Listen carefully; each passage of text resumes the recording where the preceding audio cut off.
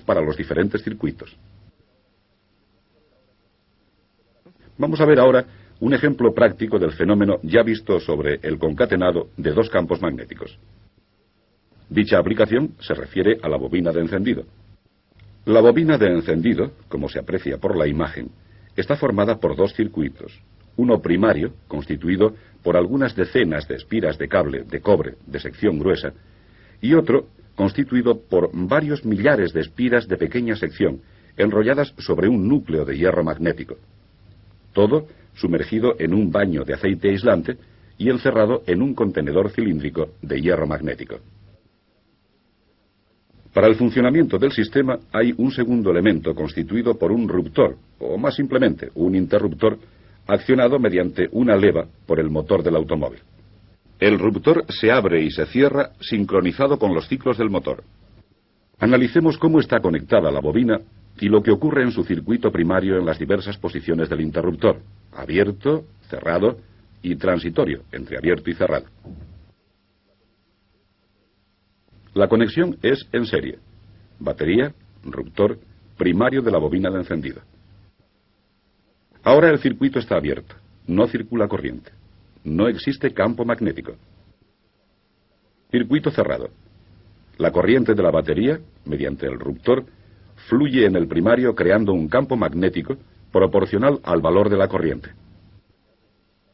En el instante en que se abren los contactos del ruptor, se anula el campo magnético y, por tanto, por el fenómeno denominado autoinducción, se genera una extratensión que es directamente proporcional a la corriente que circulaba e inversamente proporcional al tiempo de interrupción. En el circuito, dicha extratensión daría lugar a una chispa entre los contactos del ruptor, provocando el efecto de alargar el tiempo de interrupción de la corriente. Se ha instalado, por tanto, en paralelo a los contactos del ruptor, un condensador con capacidad adecuada, con la tarea de acortar el tiempo de interrupción de la corriente.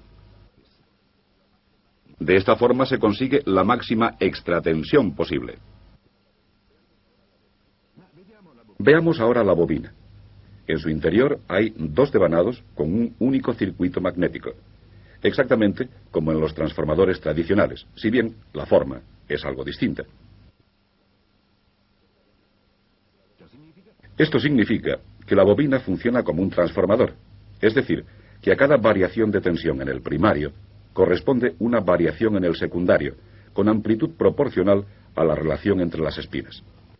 Siendo la relación alrededor de 100, si en el primario, al cierre del circuito, la tensión pasa de 0 a 12 voltios, en el secundario la tensión pasará de 0 a 1200 voltios, insuficientes para hacer saltar la chispa en la bujía.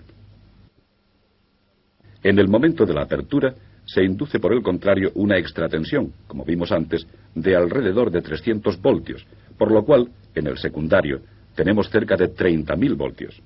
He aquí explicado por qué se utiliza el instante de apertura del ruptor para hacer saltar la chispa